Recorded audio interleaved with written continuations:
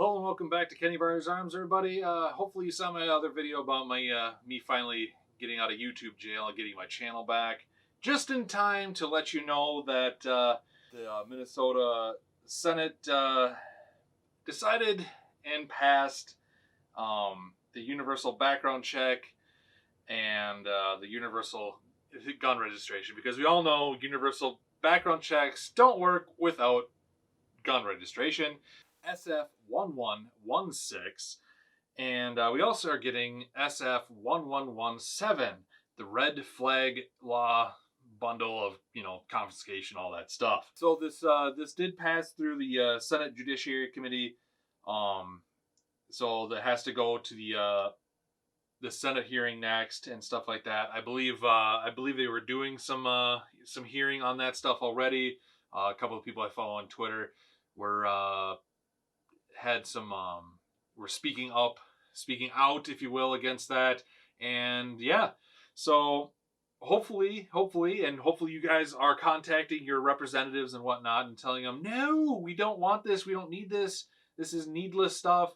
We already know this stuff doesn't work. It doesn't prevent crime because criminals circumvent this stuff already and have been for a long time. The only thing that's going to hurt is you, me, your friends, your family, the law-abiding citizens, because, well, we already go through all the routine background checks and everything to acquire firearms anyway. We're not felons or anything, so we can legally purchase this stuff.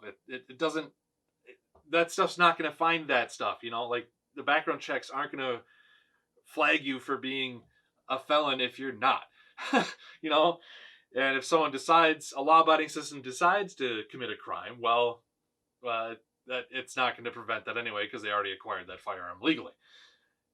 We already know that stuff doesn't do it. We need to say no to this stuff. We need to address bigger issues that affect and create this crime and everything to begin with. And of course, they love to throw that whole the suicide number, lump it into the firearm homicide stuff, because otherwise the numbers are shockingly small in this country when it comes to this stuff. When you lump in, I don't know how many firearms are legally possessed in this country already.